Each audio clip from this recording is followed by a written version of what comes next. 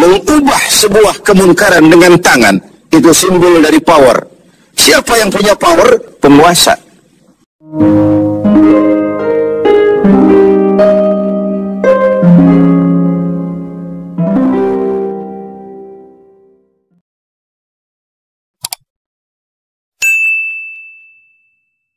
Bahwa orang yang memiliki sesuatu tentu ingin merasakan nikmat dan manfaat dari sesuatu yang dimilikinya itu.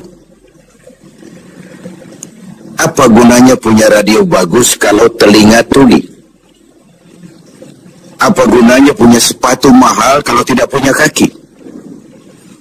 Apa guna punya televisi berwarna, gambarnya terang kalau mata pun buta? Demikian juga iman. Apa arti iman itu kalau kita belum bisa merasakan nikmatnya, indahnya, manisnya iman? Orang yang merasakan manisnya iman, manis rasanya ketika dia sujud. Manis rasanya ketika dia berlapar dan berhaus melaksanakan ibadah puasa. Manis rasanya ketika dia harus menginfakkan sebagian dari harta yang dimilikinya. Manis ketika dia melaksanakan wukuf di padang Arafah, berhaji untuk Allah. Manis melaksanakan apapun yang menjadi tuntutan dari nilai imannya itu. Untuk bisa merasakan nikmatnya, manisnya, indahnya iman, Rasulullah Sallallahu Alaihi Wasallam mengajarkan kepada kita salasun man kunna fihi wajada halawatal iman. Ada 3 perkara. Siapa yang mempunyai 3 hal ini, 3 perkara ini, ia akan bisa merasakan manisnya iman, indahnya iman, nikmatnya iman. Apa yang 3 itu? Pertama, ayyakuna Allah wa rasuluh ahabba ilaihi mimma siwahuma. Seseorang yang cintanya kepada Allah dan Rasulnya di atas segalanya. Kita diberikan hati, dalam hati bertumpu sejuta rasa. Apa yang paling dominan di hati, itulah yang jadi kecenderungan kita. Bahwa kita cinta harta benda, tentu. Kita cinta tanah air, itu pun bagian dari iman. Kita cinta pangkat dan jabatan, wajar. Kita cinta anak dan istri, iya. Dan agama pun tidak melarang, persilahkan. Cintailah apa yang perlu kau cintai. Mencintai tanah air, mencintai bangsa dan negara, mencintai harta benda, mencintai anak istri, mencintai teman, pangkat, jabatan, persilahkan. Tapi kan cinta kepada alam dan seluruh isinya dibatasi oleh kesadaran. Pada suatu saat kita akan berpisah. Cinta kita kepada harta, entah si harta dulu hilang di gondol maling, entah kita dulu meninggalkan harta itu. Cinta kita kepada pangkat dan jabatan ada waktunya. Cinta kita kepada anak istri sekalipun ada saatnya. Inilah batas kesadaran itu, supaya dia jangan berurat dan berakar di hati. Kepada Allah dan Rasulnya kita tidak akan pisah selamanya. Kesana idealnya kita memperbanyak rasa cinta ini. Ketika terjadi perang Tabuk, baginda Rasul melakukan mobilisasi dana. Semua sahabat memberikan sumbangannya. Datanglah seorang sahabat, Sayyidina Abu Bakar Siddiq radhiyallahu anhu, memberikan harta bendanya. Begitu banyak sampai Rasul bertanya, hal tarakta li ahlika syai'an ya Abu Bakar? Begini banyak yang kau bawa ini Abu Bakar, kau belanjakan di jalan Allah untuk kepentingan perang Tabuk, mempertahankan akidah. Apa buat keluargamu sudah kau tinggalkan sesuatu untuk kehidupan mereka? Beliau senyum, na'am, taraktu lahumullah wa rasulah. Benar, sudah aku tinggalkan buat keluargaku. Apa yang ditinggalkan? Aku tinggalkan kepada mereka Allah dan Rasulnya.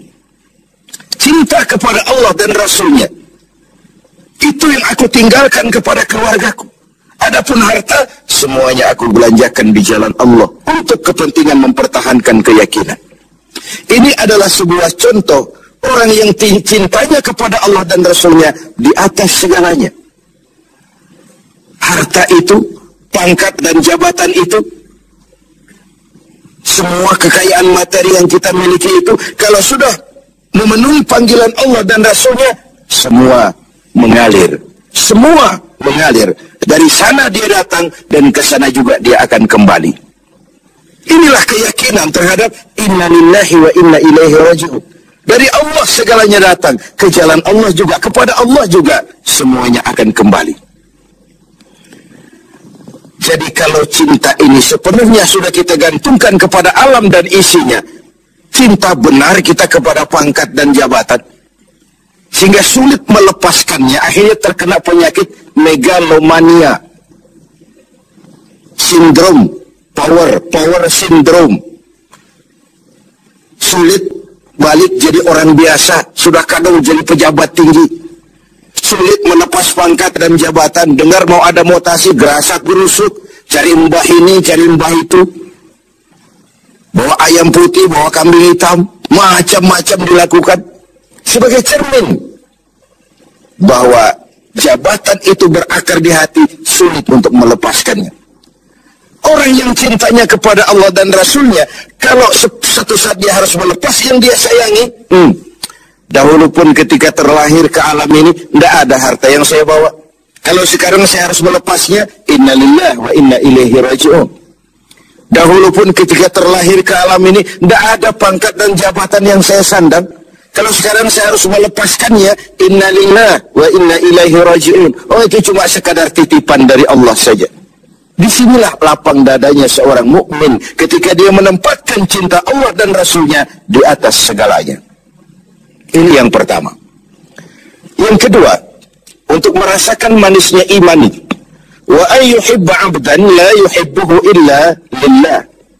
Dia cinta kepada sesama hamba, cintanya karena Allah, bukan karena kepentingan.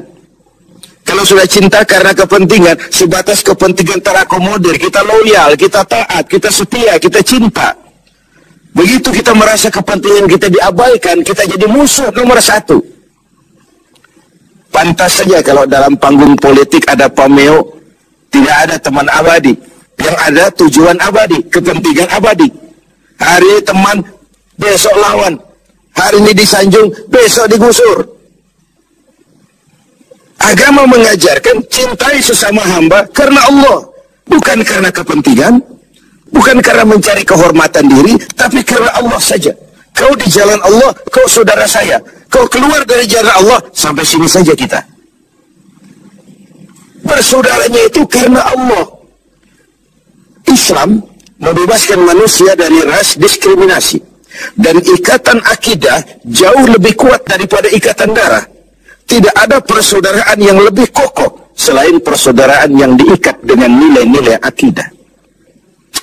Saya sih tahu mabuk itu haram, cuma saya ngormatin teman, ikut minum. Saya sih tahu judi itu haram, cuma diajak saya nggak enak sama teman, ngormati teman, mengorbankan keyakinan. Untuk hal-hal yang seperti itu, tidak ada toleransi yang perlu dirumuskan. Bersaudara karena Allah, bertemu karena Allah, berpisah pun juga karena Allah. Ini yang mahal zaman sekarang. Sekarang kan bersaudara karena kepentingan, karena ada maunya. Berteman karena ada kepentingan. Bila kepentingan tercapai, teman jadi lawan pun nggak masalah. Lawan jadi teman sekalipun, it's okay, asal kepentingan tercapai. Nah, nuansa Ramadan mempertemukan kita dalam ikatan jalinan karena Allah semata-mata. Bertemu ya karena Allah, berpisah pun juga karena Allah. Ikatan kekeluargaan kita sebagai bangsa memang nyaris rapuh. Berbagai konflik di daerah belum kunjung selesai, baik yang bernuansakan agama, etnis, dan macam-macam lagi. Di Papua sana, di Poso sana, bahkan di kota-kota besar masih sering terjadi bentrokan antar kampung, antar tetangga, antar wilayah. Lalu keroyokan, rame-rame menyatakan identitasnya pada proporsi yang salah sebenarnya. Bertemu karena Allah, berpisah juga karena Allah. Persaudaraan semacam itu melahirkan kenikmatan iman. Kenapa? Karena imanlah yang mengayomi itu semua. Yang ketiga terakhir, untuk bisa merasakan manisnya iman, wa ayyakraha ayyauda fil kufri ba'da idh anqazahu Allah minhu kama yakrahu ayyukzafa finnar. Dia benci kekafiran, kebatilan, kezaliman, kemunkaran, ketidakadilan, maksiat. Setelah dia diselamatkan Allah dari hal-hal seperti itu, sebagaimana dia tidak suka kepada neraka, sebagaimana bencinya dia kepada neraka, begitulah dia membenci kebatilan, ketidakadilan, kezaliman. Tidak seorang pun di antara kita yang suka neraka. Jangankan lagi masuk, mendekat saja kita tidak kepingin. Seperti itulah harusnya sikap kita menghadapi kemunkaran, kebatilan, kezaliman, ketidakadilan. Bukankah Rasul mengisyaratkan, kalau kamu melihat kemunkaran, ubah itu dengan tangan. Kalau tidak mampu, dengan lidah. Kalau tidak sanggup, dalam hati. Setidaknya jangan join dengan kebatilan dan kemunkaran. Mengubah sebuah kemunkaran dengan tangan, itu simbol dari power. Siapa yang punya power? Penguasa. Tugas penguasa itu, yang punya pasukan, punya senjata, punya dana, punya sistem, punya strategi untuk memberantas kemunkaran. Ada yang memberantas kemunkaran dengan lidah, dengan bicara. Para ulama, para mubalik, para kiai, para wakil-wakil rakyat di DPR sana mencegah yang munkar dengan lidah, bicara, sampaikan apa yang menjadi aspirasi rakyat. Ada yang dalam hati saja, ini biasanya rakyat banyak, bicara nggak didengar, kadang juga takut akibatnya, dalam hati saja. Setidaknya tidak join dengan yang namanya kemunkaran. Karena ketika yang ma'ruf berjalan, yang munkar juga berjalan, sama-sama berjalannya, lalu hukuman datang kepada yang munkar ini, yang ma'ruf pun akan terkena juga dampak dan akibatnya.